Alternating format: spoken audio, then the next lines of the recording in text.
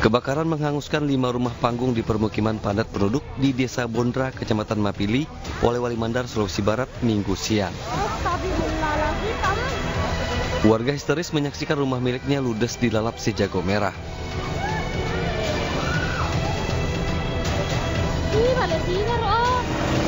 Warga dan petugas pemadam kebakaran kemudian berupaya memadamkan api. Namun banyaknya material kayu yang mudah terbakar membuat api sulit dipadamkan. Api padam 2 jam kemudian. Kebakaran diduga akibat korsleting listrik pada salah satu rumah. Ini tapi jelas api dari belakang, terus merembet ke depan. Jadi telepon pemadam sementara jalan kok. Jadi akhirnya kirim semua di sini dari kayunya jadi cepat mengapi. Tidak ada korban jiwa dalam musibah ini. Polisi masih menyelidiki penyebab pasti kebakaran. Dari Polewali Mandar, Sulawesi Barat, Huzar Zainal Ainis melaporkan.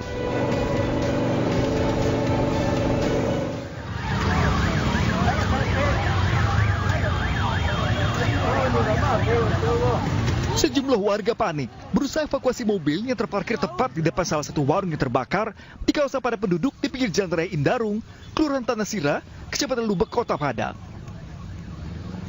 Kencangnya tiupan angin membuat seluruh bangunan ludes dilalap si jago merah.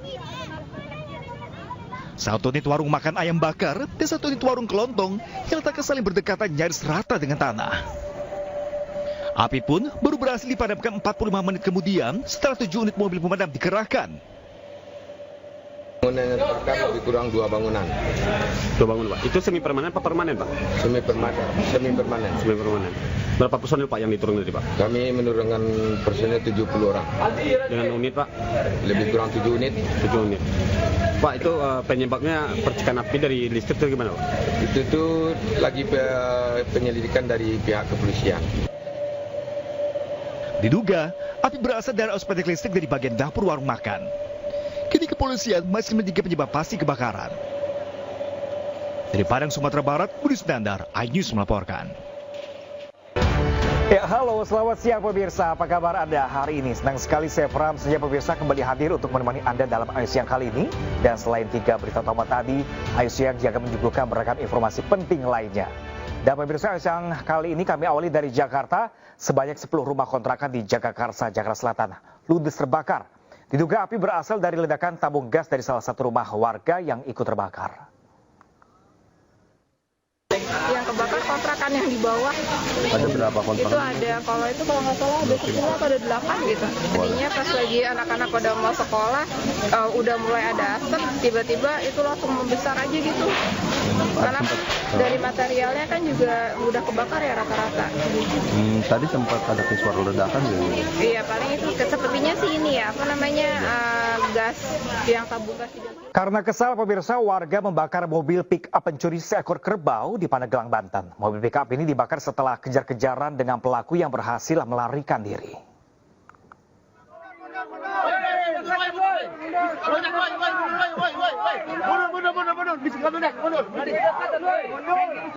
Warga Desa Janaka lakukan pembakaran sebuah mobil pick-up milik pelaku pencuri seekor kerbau di Kecamatan Jiput, Kabupaten Pandeglang, Banten. Mobil hangus terbakar setelah ditinggalkan oleh para pelaku.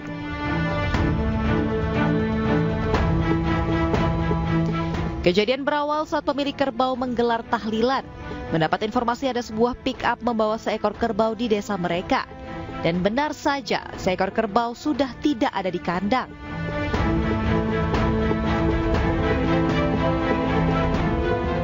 Warga beramai-ramai mengejar pelaku hingga pick-up terperosok ke parit. 2 pelaku kabur, warga kesal dan akhirnya membakar mobil. Sementara kerbau kini berhasil diselamatkan.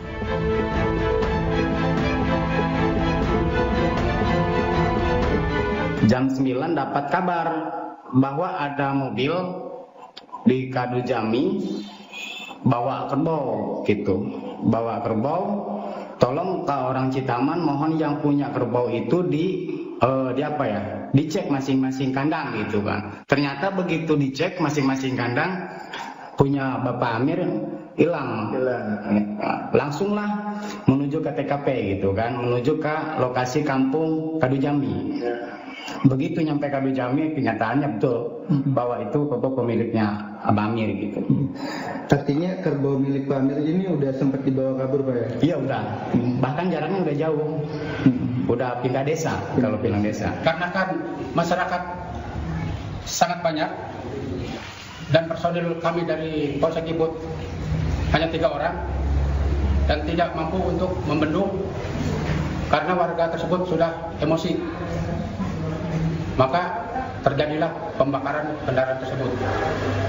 Kami sudah berusaha agar tidak supaya terjadi pembakaran tersebut melalui tokoh-tokoh kepala desa yang hadir di tempat itu namun tidak mampu untuk mencegahnya. Saat ini kepolisian masih lakukan penyelidikan dan para pencuri masih dalam pengejaran. Dari Pandeglang, Banten, Iskandar Nasution, iNews melaporkan. Ratusan orang pelaku judi sabung ayam berhamburan mencoba kabur saat digerebek aparat Polda Metro Jaya. Polisi bahkan harus melepaskan sejumlah tembakan peringatan untuk menghentikan para pelaku.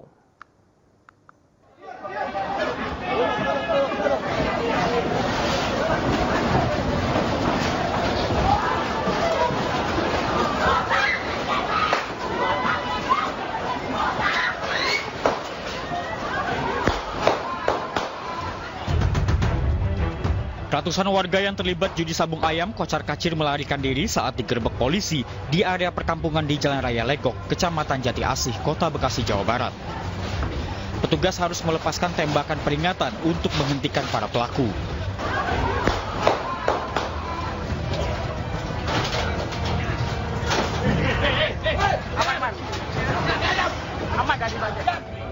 Penggerebekan dilakukan setelah ada laporan dari warga setempat. Lokasi judi berada di tempat tersembunyi dan ditutupi dengan pagar seng. Dari hasil penggerebekan, petugas berhasil menahan puluhan orang dan ayam.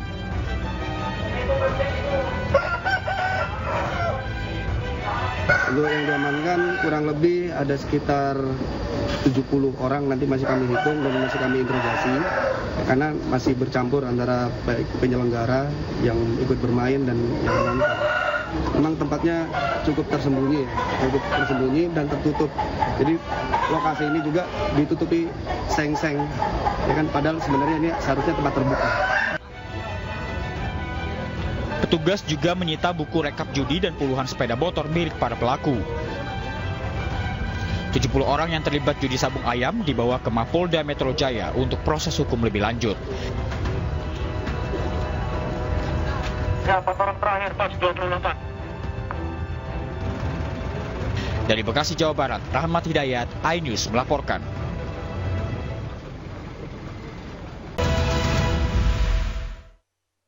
Ya pemirsa, terima kasih masih bersama kami di iNews Siang. Pemirsa, petugas akhirnya berhasil mengevakuasi bangkai helikopter dari dasar tebing, di mana proses evakuasi ini memakan waktu cukup lama dan petugas menggunakan alat berat untuk membuka jalan.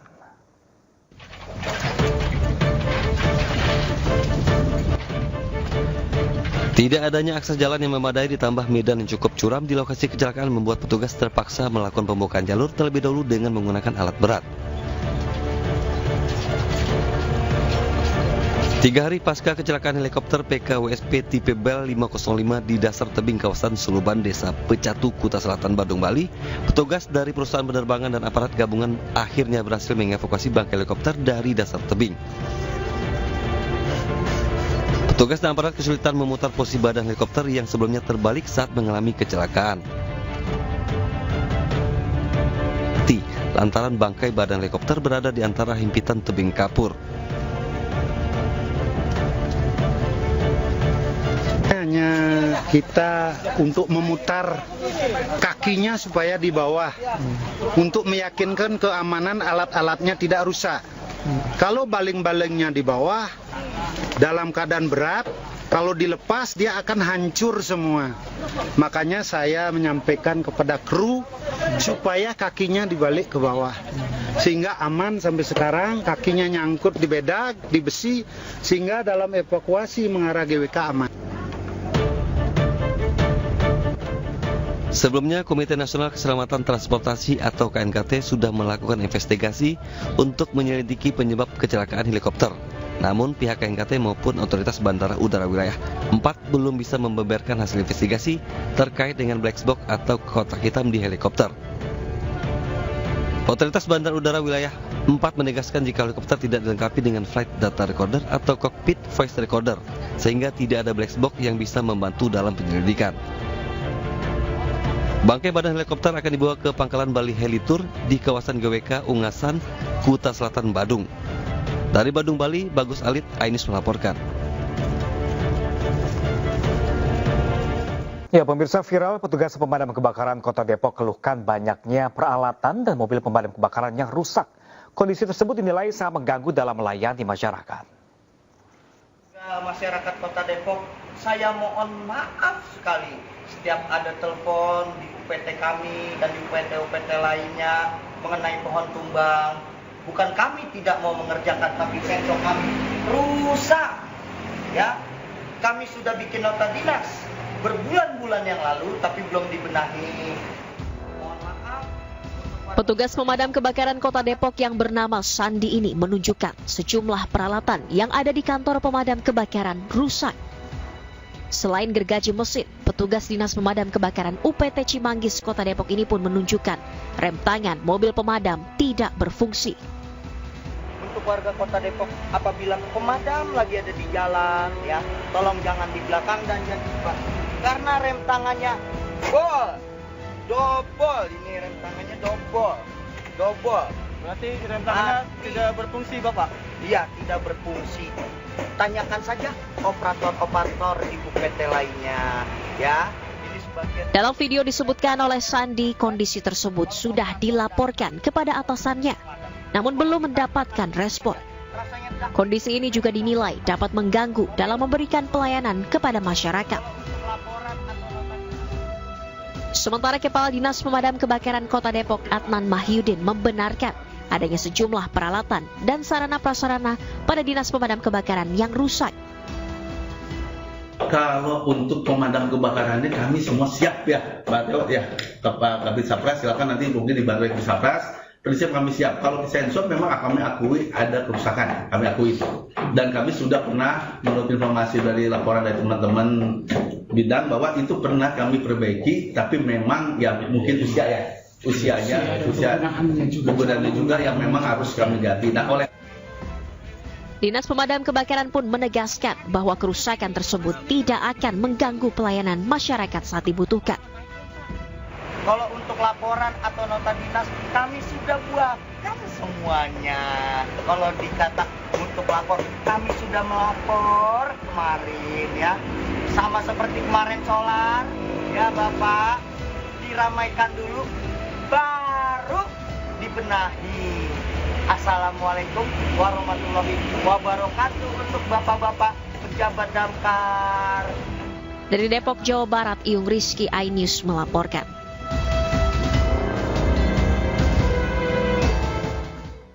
Dan pemirsa, berikut kami tayangkan cuplikan wawancara rekan kami Fani Imanier bersama Sandi Butar-Butar di program Ais Sore mengenai perlakuan yang Sandi terima pasca memviralkan fasilitas operasional damkar yang rusak dan tak adanya penanganan dari pihak terkait. Kenapa Mas Sandi membuat video viral tersebut, terus kemudian mencarikan solusinya?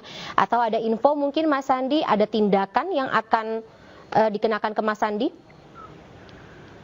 Untuk saat ini sih belum, tapi dari saya baca suratnya, terus saya konsul juga sama orang-orang, ya kan, itu istilahnya teguran secara halus, karena di dalam tulisannya itu adalah pembinaan, Mbak. Apa yang harus dibina dari kami?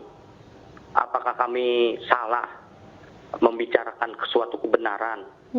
Dan yang kedua, Mbak, apakah salah teman saya menerima sumbangan sensor dari masyarakat dan difoto dan itu juga ikut dipanggil? Loh, itu jadi masalah, Mas Sandi? Iya, Mbak. Oke. Itu dia dipanggil, Mbak. Alasannya? Wah, saya kurang tahu. Tanyakan kepada pimpinan. Istilahnya gini, Mbak. Pejabat damkar itu selalu dimutasi, Mbak. Huh? Jadi, iya, Mbak. Banyak. Jadi, pejabat damkar itu yang memang bukan ahlinya, tapi ditaruh pada bidangnya, Mbak.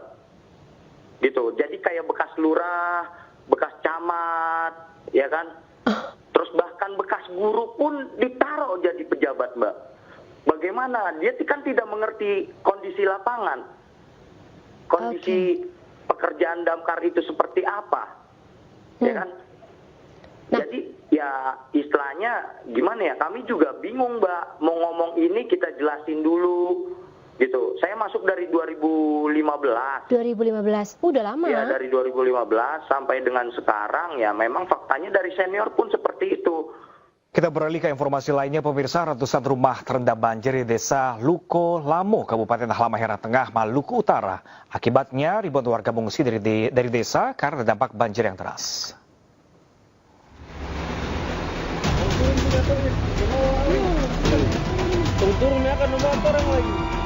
Hujan deras yang mengguyur Kabupaten Halmahera Tengah, Maluku Utara, 2 minggu terakhir menyebabkan 2 wilayah di Halmahera Tengah terendam banjir. Banjir parah terjadi di desa Lukolamo, Weda Tengah dengan ketinggian mencapai 2 meter. Banjir dengan arus kencang mengenai pemukiman warga. Warga yang terdampak banjir mengungsi ke titik aman maupun di lantai 2 rumah masing-masing. Selain itu, ratusan kendaraan roda 4 maupun roda 2 mogok di tengah jalan saat memaksa melintasi jalan yang terendam banjir. Banjir disebabkan oleh luapan sungai Lukolamo yang tidak sanggup menampung debit air hujan. Selain di desa Lukolamo, banjir juga merendam ratusan rumah di SP1 dan SP4 Wairoro. Tim dari Polsek Weda Tengah berusaha mengevakuasi sejumlah warga yang masih bertahan di rumah.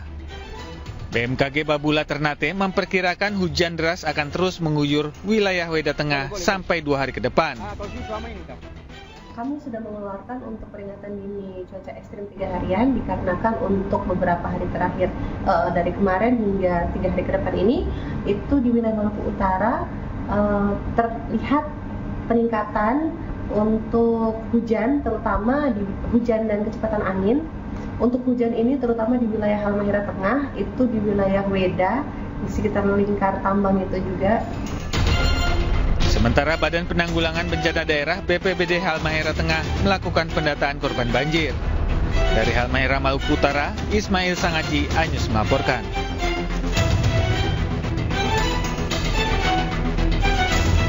Gunung api Ijen di perbatasan Kabupaten Banyuwangi dan Bondowoso, Jawa Timur, naik status dari normal menjadi waspada.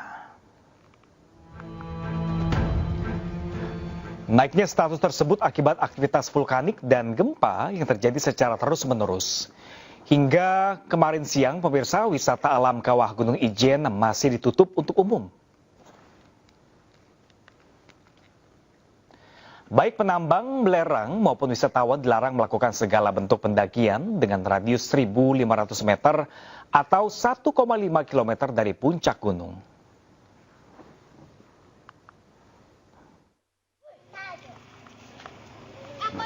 Sementara itu, pemirsa, Gunung Lewotobi laki-laki di Kabupaten Flores Timur, Nusa Tenggara Timur, pagi tadi mengalami 2 kali erupsi dengan ketinggian kolom abu 600 hingga 800 disertai hujan abu. Saat ini Gunung Lewotobi laki-laki berada pada status level 3 atau siaga. Masyarakat di sekitar Gunung Lewotobi laki-laki diminta tidak lakukan aktivitas apapun dalam radius 3 km dari pusat erupsi.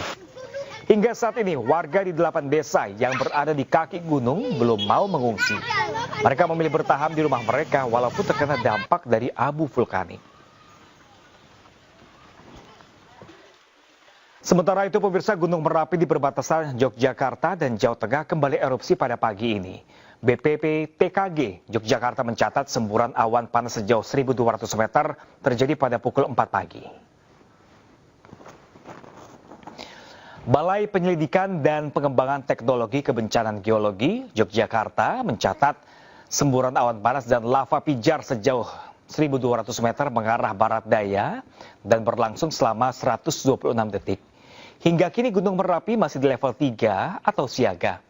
Warga lereng Merapi terus diimbau untuk menghindari beraktivitas di zona bahaya atau zona merah. 7 km dari puncak gunung.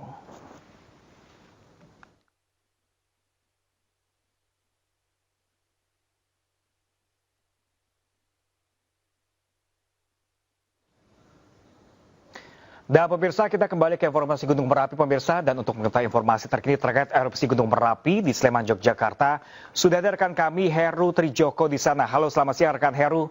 Rekan Heru, mungkin bisa diceritakan seperti apakah kondisi erupsi Gunung Merapi hingga siang hari ini? Baik, selamat siang Pram dan juga pemirsa di rumah.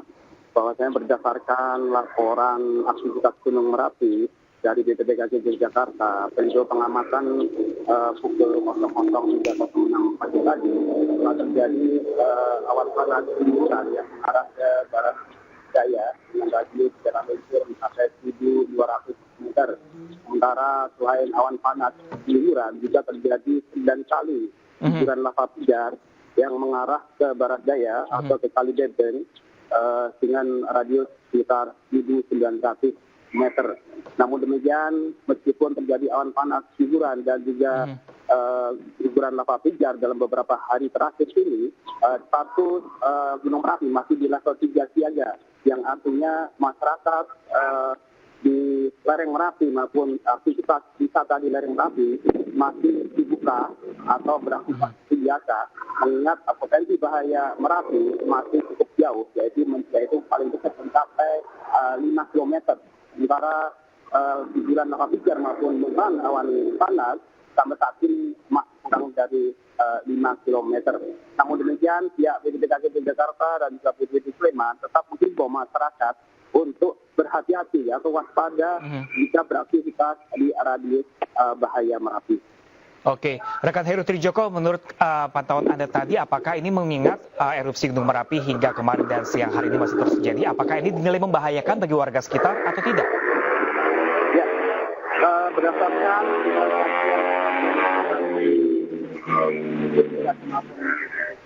memang saat ini selama status Gunung Merapi masih di level 3 siaga, artinya masyarakat masih bisa beraktivitas di radius lebih dari 5 km. Kalau misalnya nanti ada peningkatan perluasan zona bahaya, maka nanti akan statusnya otomatis akan naik jadi awas Merapi, dan otomatis baru akan dilakukan evakuasi ke tempat yang aman. Saat ini status level Merapi masih siaga, sehingga masyarakat wisatawan masih bisa beraktivitas seperti biasanya, atau masih di luar zona bahaya, yaitu maksimal 5 km. Oke, artinya rekan Heru, apakah sudah ada warga yang melakukan mengungsi di sana di sekitar Merapi? Ya, sejauh ini belum ada perintah ataupun aktivitas untuk mengungsi, karena memang radius bahayanya masih cukup jauh, yaitu 5 km. Sementara jarak luncur awan panas dan lava pijar tidak sampai 3 km. Jadi masih cukup aman, tidak ada aktivitas pengungsian pada saat ini. Kalau dari pantauan Anda siang hari ini, rekan Heru, seperti apakah aktivitas warga saat ini? Apakah mereka sudah mulai menggunakan masker atau seperti apa di sana? Oh ya, sampai saat ini aktivitas warga di Merapi memang sejauh ini masih normal. Jadi tidak ada perubahan yang signifikan, karena memang mereka sudah terbiasa dengan adanya fenomena awan panas maupun lava pijar, dan mereka juga sudah terbiasa melakukan mitigasi bencana jika waktu memang terjadi akibat Gunung Merapi yang meningkat, sehingga saat ini tidak ada kekhawatiran dari warga lereng Merapi, khususnya yang di wilayah Sleman. Saat ini memang aktivitas vulkanik berupa erupsi efusif itu mengarahnya kebanyakan ke arah barat daya atau wilayah Kabupaten Magelang, Jawa Tengah. Demikian, Pram. Lalu bagaimana dengan aktivitas para wisatawan di sana, rekan Heru? Apakah masih berjalan seperti normal biasanya? Ya, aktivitas wisatawan di Taman Wisata Kaliurang dan juga aktivitas wisata Jeep Merapi saat ini masih normal seperti biasanya, karena memang di zona wisata itu masih jauh dari radius bahaya Merapi. Demikian, Bram. Oke, rekan Heru, jika terjadi erupsi lebih dahsyat lagi di sana, bagaimana aktivitas warga atau warga mengetahui adanya warning tersebut? Ya, mengingat aktivitas vulkanik Gunung Merapi ini memang sudah sering terjadi dan warga sudah terbiasa dalam hal mitigasi bencana, ditambah dengan penempatan posko-posko pengamatan aktivitas Merapi dari BPBD maupun Badan Geologi maupun BPBD Sleman, itu nantinya akan jika terjadi perluasan zona bahaya pasti akan dilakukan early warning system. artinya secara sistematis nanti akan dibiarkan untuk pengungsi jika misalnya terjadi peningkatan status Gunung Merapi. Oke, baik. Terima kasih banyak rekan Heru Trijoko langsung dari Sleman, Yogyakarta. Kami berharap tidak terjadi apa-apa dari Gunung Merapi saat ini. Terima kasih dan selamat bertugas kembali rekan Heru.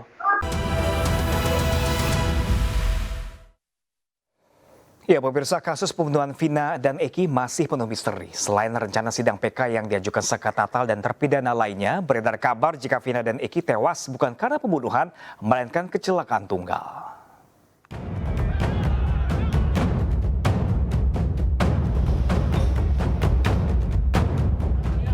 Misteri kasus pembunuhan Vina Eki belum juga terpecahkan. Kebebasan Peggy Setiawan di sidang pra-peradilan beberapa waktu lalu masih belum cukup membuka tabir misteri kasus ini. Salah satu mantan terpidana kasus Vina, Saka Tatal, bersiap untuk menjalani sidang peninjauan kembali yang akan digelar pada 24 Juli mendatang. Selain menyiapkan bukti dan saksi, Saka Tatal juga telah menjalani tes psikologi bersama LPSK. Begitu pula dengan 7 terpidana lainnya. Ketujuh terpidana kasus Vina Eki ini melaporkan Ibtu Rudiana, ayah Eki, ke Bareskrim Polri karena diduga menganiaya terpidana pada tahun 2016.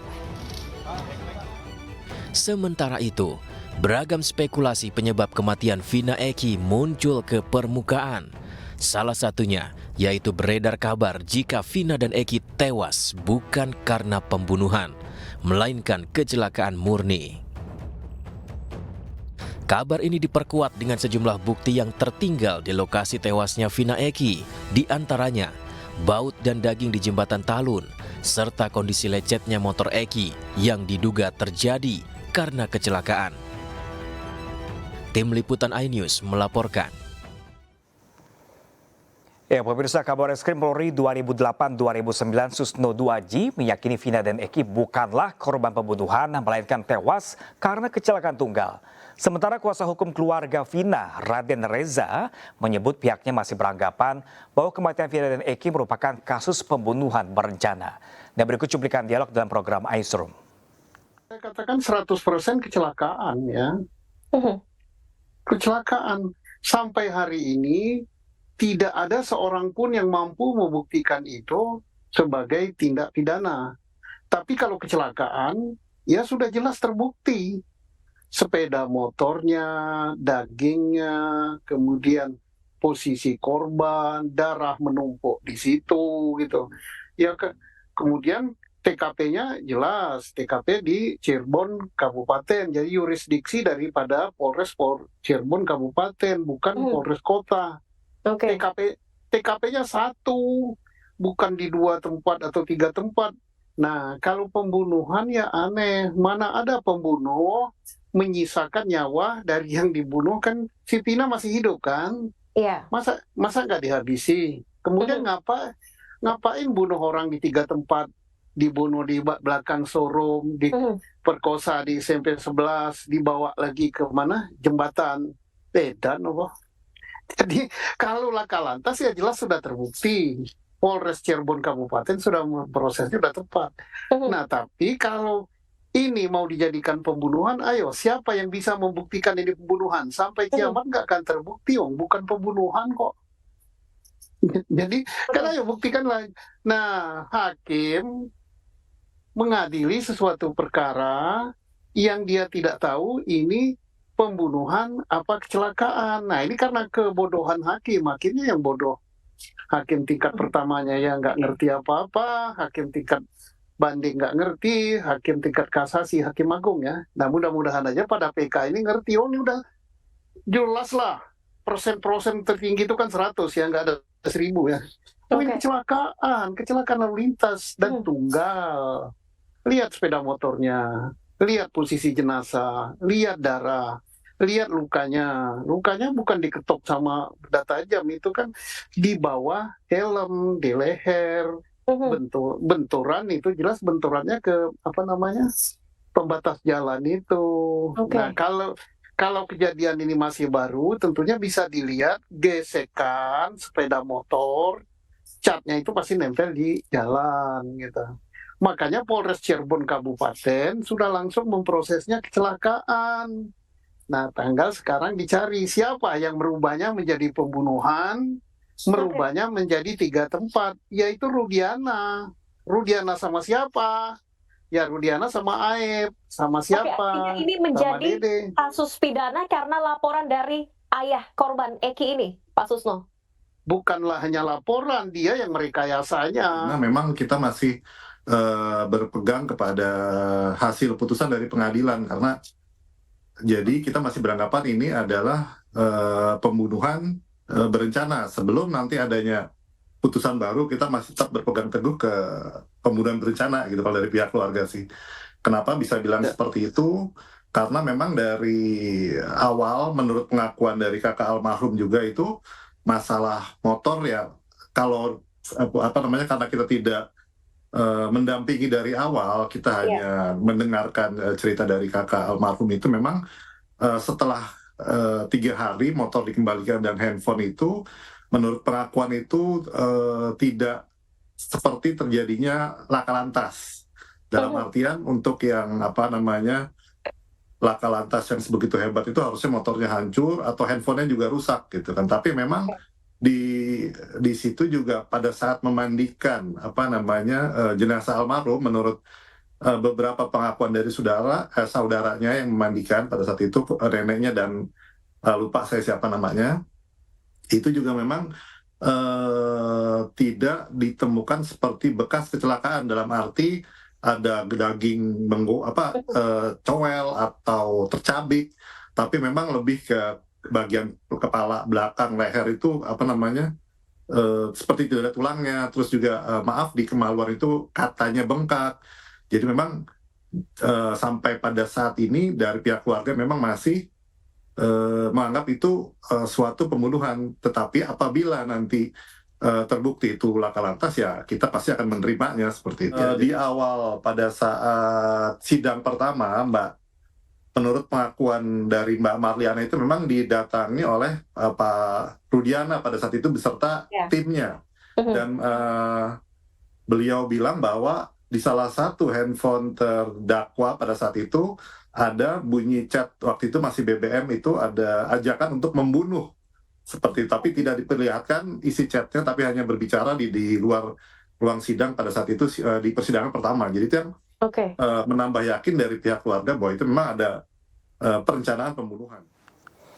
Ya pemirsa, ada pengakuan terbaru dari Dede, saksi yang disebut mengetahui peristiwa pembunuhan Vina dan Eki, kembali membuka babak baru. Dede mengaku kepada keluarga bahwa kesaksiannya atas perintah Aep dan Ibtu Rudiana. Dalam kesaksian terbaru di podcast Deddy Mulyadi, Dede mengaku kesaksian saat sidang 2017 adalah diarahkan dan atas perintah Aep dan Ibtu Rudiana. Sementara pada saat kejadian, Dede mengaku sebenarnya tidak berada di lokasi kejadian. Hal serupa diungkapkan oleh pihak keluarga Dede bahwa Dede sudah lama ingin mengungkapkan fakta bahwa jika kesaksiannya di BAP adalah berbohong. Namun selama ini Dede tidak pernah menceritakannya kepada keluarga. Itu yang lampu merah viral-viral ini itu juga nggak yang langsung Dedek begini ya, memang anaknya tertutup ya. Mulai menceritakan itu ya pas malam dia langsung ngomong, pas viral itu udah cerita akhirnya ya udah dia mungkin karena dorongan dari kita keluarga buka berkata sejujurnya, tolong yang ada di dalam, udah gitu ya udah akhirnya dia mungkin mikir-mikir akhirnya nurut sama kita ya pihak keluarga untuk datang ke bapak minta tolong gitu mau diungkapin semuanya gitu. Ya kendalanya kan ya sesuai yang Dede bilang itu, kita kendalanya karena nggak ada pendamping. Sementara di kasus lainnya, pemirsa, Jessica Wongso, terpidana kasus pembunuhan Wayan Mirna Salihin, akan mengajukan peninjauan kembali ke Mahkamah Agung. Rencananya PK akan dilakukan pada pekan pertama bulan Agustus.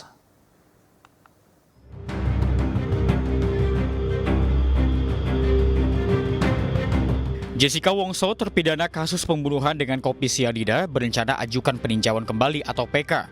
Bahkan sejumlah bukti baru atau novum pun telah disiapkan untuk buktikan Jessica tidak bersalah. Berikut pernyataan kuasa hukum Jessica, Otto Hasibuan, dalam acara Rakyat Bersuara di iNews. Ini karena beberapa waktu ini saya agak sibuk dengan kasus untuk buat PK Jessica yang saya masukkan minggu depan.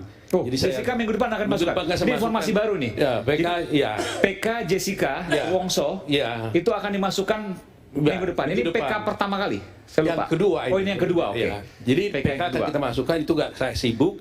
Nah, tapi boleh bocorkan sedikit. Bukti barunya apa? Wah, cukup banyak. Nanti kita bicara soal itu lagi. Khusus lagi soal itu lagi kan. Jadi ini menarik. Jadi PK peninjauan kembali kasus Jessica Wongso yang kedua akan dimasukkan pekan depan. Pekan depan ya. Pekan depan. Hari belum tahu. Kabari kami nanti. Nanti kita kabari. Oke. Sebelumnya Jessica Wongso divonis 20 tahun penjara oleh Pengadilan Negeri Jakarta Pusat. Sejumlah upaya banding dan kasasi yang diajukan Jessica pun tak berbuah hasil. Dalam sidang, Jessica dinyatakan bersalah atas pembunuhan Wayan Mirna Salihin. Jessica juga sudah pernah mengajukan PK pada awal Desember 2018. Pembunuhan terhadap Mirna terjadi pada 6 Januari 2016. Saat kejadian, Wayan bertemu dengan Jessica Wongso dan seorang temannya di sebuah kafe. Mirna tewas usai meminum es kopi yang disajikan di restoran. Dari hasil penyelidikan, terungkap kopi tersebut mengandung racun sianida. Tim Liputan, iNews melaporkan. Kita beralih ke informasi lainnya, pemirsa. Isra D. Pramulya dan Fauzi Baadillah ditunjuk menjadi komisaris di perusahaan milik negara atau BUMN.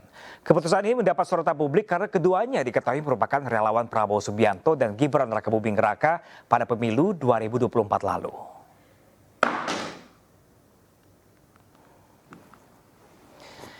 Isra D. Pramulya ditunjuk sebagai komisaris di perusahaan milik negara PT Berantas Abipraya Persero. Mengutip laman resmi Partai Gerindra, Isra menjabat sebagai sekretaris DPD Sulawesi Barat. Isra juga turut menjabat sekretaris tim kampanye daerah Prabowo Gibran pada Pilpres lalu. Sebelum menjadi komisaris, Isra menjabat sebagai tenaga ahli bidang sosial, pemuda, olahraga, dan pemberdayaan masyarakat desa Gubernur Sulbar pada tahun 2017 hingga tahun 2022.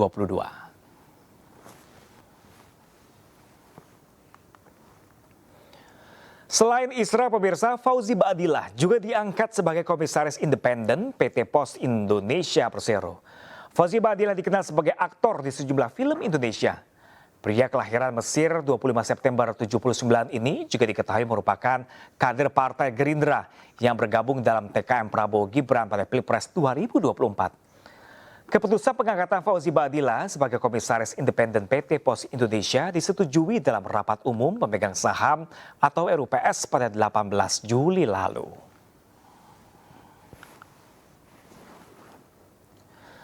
Selain dua nama tadi, pemirsa, ada juga politikus PSSI Grace Natali Loisa yang ditunjuk sebagai Kementerian BUMN menjadi Komisaris BUMN Holding Industri Pertambangan Indonesia atau Main ID. Penetapan Wakil Dewan Pembina PSI sebagai Komisaris Main ID bersamaan dengan rapat umum pemegang saham pada 10 Juni 2024 lalu. Main merupakan holding dari perusahaan BUMN seperti OT Antam, PT Bukit Asam, PT Freeport Indonesia, PT Inalum, dan PT Timah.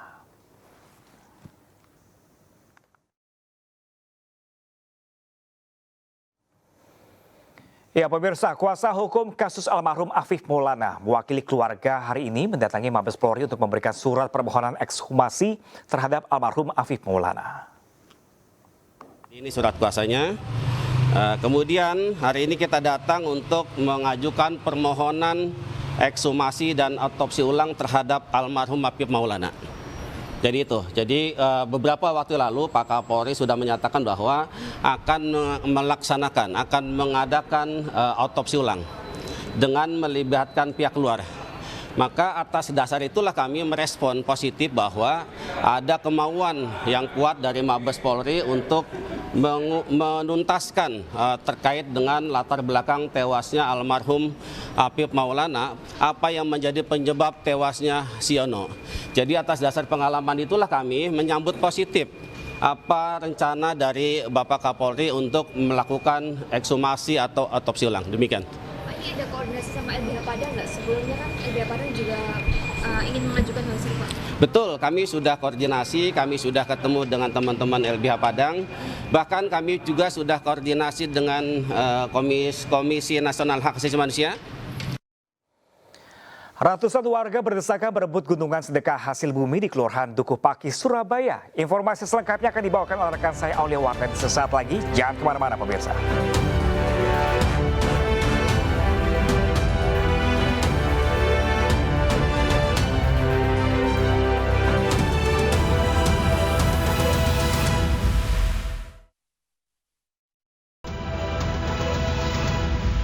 Halo pemirsa, masih di Anyu Siang bersama saya Aulia Wardani. Pemirsa, demikian tadi adalah berita pilihan dalam Anyu Siang hari ini dan kita akan ke informasi berikutnya. Seorang polisi yang sedang bertugas dalam operasi Patuh Jaya di kawasan Cawang, Jakarta Timur nyaris tertabrak pengguna motor. Sementara di Lampung Selatan, polisi menggelar operasi Patuh Krakatau 2024 dengan menggunakan kostum superhero.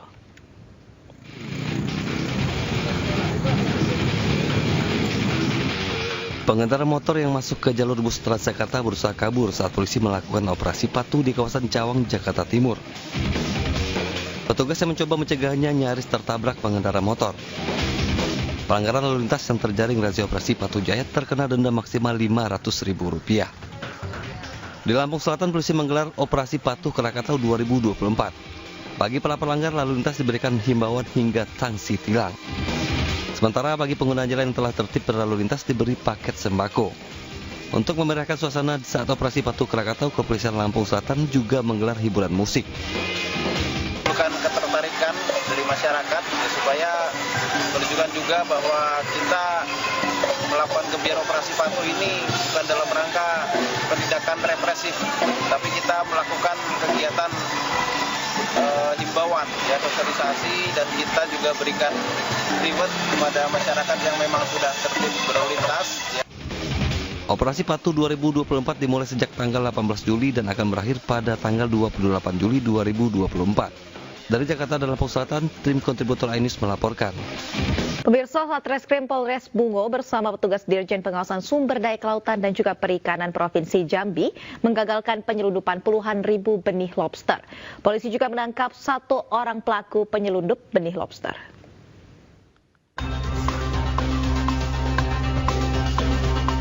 Setelah adanya laporan dari masyarakat terkait upaya penyelundupan benih lobster, petugas gabungan Satreskrim Polres Bungo bersama Direktorat Jenderal Pengawasan Sumber Daya Kelautan dan Perikanan Provinsi Jambi langsung menggagalkan penyelundupan tersebut. Dalam aksinya, petugas berhasil mengamankan 1 orang pelaku dan 1 unit minibus yang berisi puluhan ribu benih lobster di Jalan Lintas Sumatera, Dusun Sungai Mengkuang, Kabupaten Bungo, Provinsi Jambi.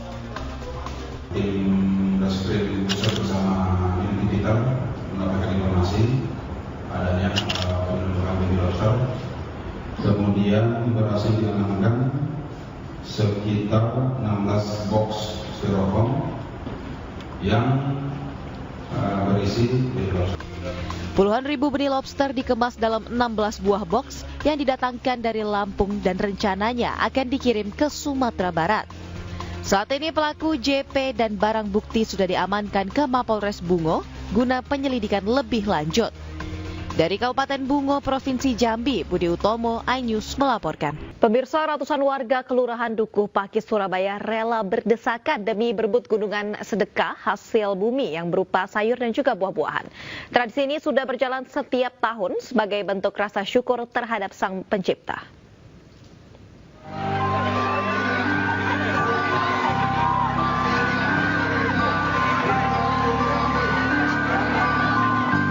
Ratusan warga Kelurahan Dukuh Pakis, Surabaya rela berdesakan bahkan terinjak demi mendapatkan tumpeng agung berupa gunungan yang berisi sayuran, buah-buahan, dan hasil bumi lainnya setinggi 2,5 meter. Beberapa anak-anak bahkan ada yang ikut terhimpit dan terinjak. Pemirsa, penjabat Gubernur Sumatera Selatan, Ellen Setiadi, meninjau pembangunan ruas jalan tol Kayu Agung, Palembang Betung atau Kapal Betung yang terletak di Kabupaten Banyuasin dan juga Kota Palembang. Proses pembangunan jalur tol sepanjang 112 km ini sudah mencapai 75%.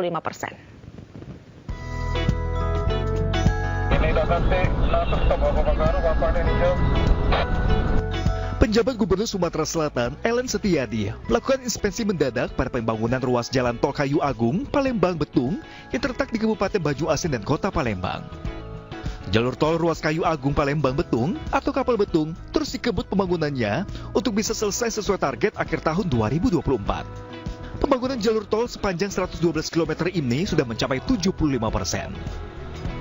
Namun progres pembangunan jalur tol tersebut masih menemui beberapa kendala seperti pembebasan lahan di beberapa titik dan pemindahan jalur pipa gas milik Pertamina.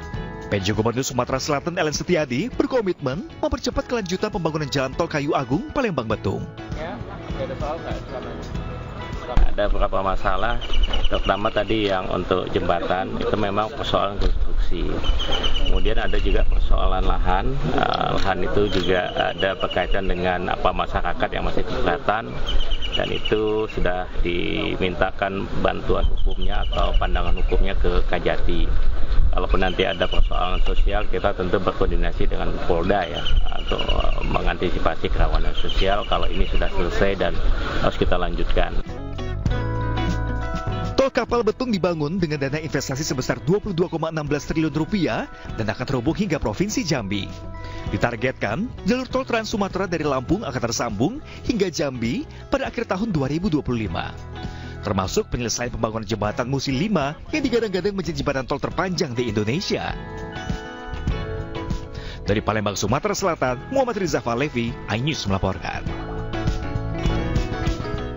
Bagus Adi Pamungkas, seorang DPO berhasil ditangkap tim Adiaksa Monitoring Center atau AMC Kejaksaan Agung Republik Indonesia. Bagus yang merupakan mantan kepala desa kabur usai divonis Mahkamah Agung 4 tahun penjara karena mencabuli bawahannya.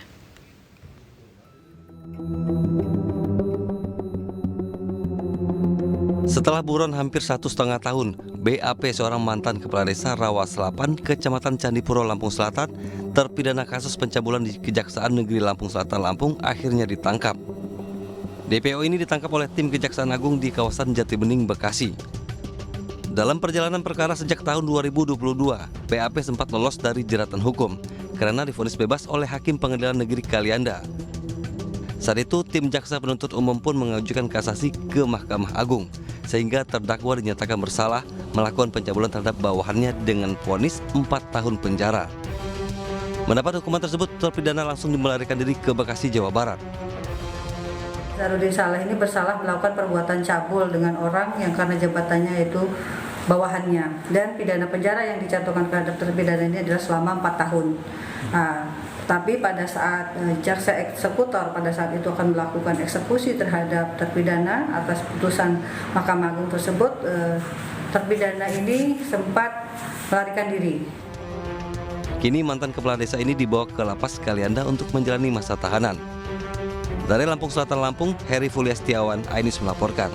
Kapal LCT Cita 20 berpenumpang 12 orang yang memuat bahan bangunan BTS dikabarkan hilang kontak di perairan antara Asmat Timika.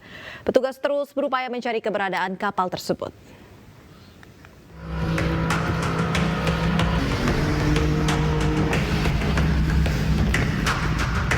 Tim SAR gabungan kembali melanjutkan pencarian kapal LCT Cita 20 yang hilang kontak di lokasi yang dicurigai menjadi tempat persinggahan kapal pengangkut bahan bangunan BTS Bakti Kominfo di perairan Papua. Sebelumnya, kantor pencarian dan pertolongan Timika Jumat sore menerima laporan bahwa Senin lalu sebuah kapal LCT Cita 20 berpenumpang 12 orang berangkat dari Timika dan direncanakan tiba di Kabupaten Yahukimo Kamis sore. Namun hingga saat ini keberadaan kapal berikut penumpangnya belum diketahui.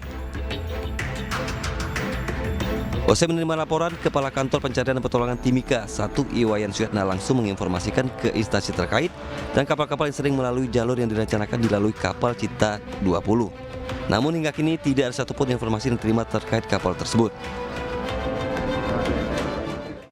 Selanjutnya kami melaksanakan pencarian di hari Sabtu dengan melaksanakan pencarian di kurang lebih jaraknya dari Asmat 35 nautical mile dan memeriksa jalur-jalur pelayaran.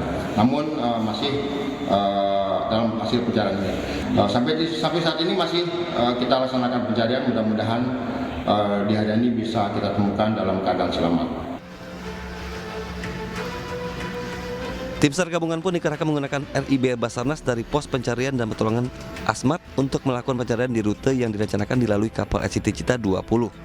Dari Timika Papua, Nathan Making, Ainus melaporkan. Pemirsa, sebuah resepsi pernikahan di Bangkalan, Jawa Timur viral di media sosial lantaran berlangsung mewah bak anak sultan dengan pelaminan bertahtakan uang. Selain diberi uang dolar dalam bentuk buket bunga, pasangan pengantin tersebut juga dikalungi untayan pecahan uang kertas dalam jumlah banyak. Inilah suasana resepsi pernikahan pasangan pengantin di Dusun Pocogen, Desa Lajing, Kecamatan Arosbaya, Bangkalan, Jawa Timur. Sejumlah undangan atau tamu nampak membawa mata uang dolar, kemudian dikalungkan ke pengantin di pelaminan. Alhasil hampir sekujur tubuh pasangan pengantin ini tertutup uang dari para undangan. Diperlakukan bak anak sultan, pasangan pengantin ini menyambut ceria dan sukacita atas resepsi yang berlangsung mewah. Tak heran jika tradisi buuhan atau saweran untuk pengantin yang tidak biasa ini pun viral di media sosial. Menurut pasangan pengantin, tradisi ini merupakan bentuk penghormatan bagi pasangan yang menikah, dengan harapan mereka berbahagia dan dilimpahi rezeki yang berkah. Iya benar, itu tradisi di sini. Khususnya laci. Tapi biasanya sih lebih banyak ke rupiahnya. Tapi pas kemarin dolar, jadi langsung rame sekalian gitu. Sementara itu, meski menjadi tradisi, para undangan diberi kebebasan untuk memberi uang saweran ke pasangan pengantin atau tergantung kemampuan. Dari Bangkalan, Jawa Timur, Taufik Syahrawi, iNews melaporkan. Desa wisata Jatimulyo di Kabupaten Kulon Progo, Daerah Istimewa Yogyakarta menjadi magnet baru bagi wisatawan domestik dan juga mancanegara. Desa ini memiliki potensi wisata rest area Kembang Tebu dan juga ekowisata Sungai Mudal.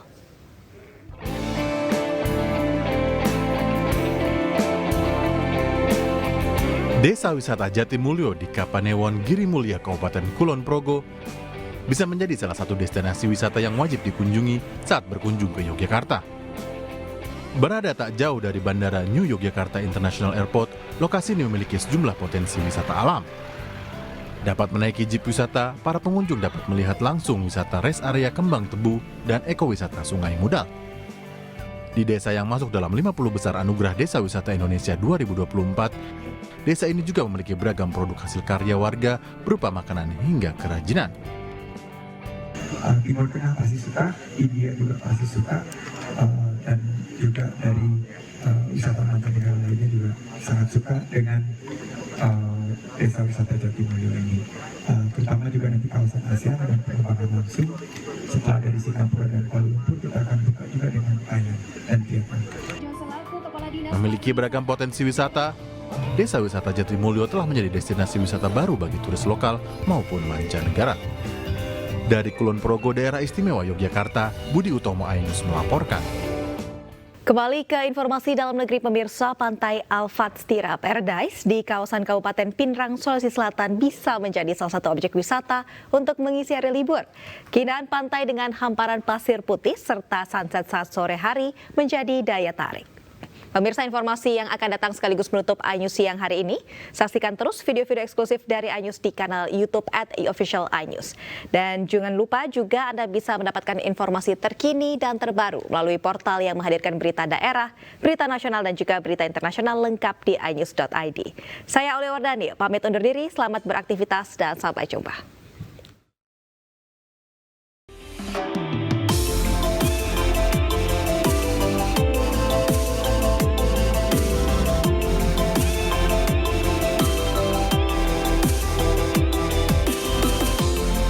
Pesona Pantai Al-Fatstira Paradise, bak surga tersembunyi. Panorama hamparan laut yang tenang, serta pantai dengan pasir putihnya sangat memanjakan mata.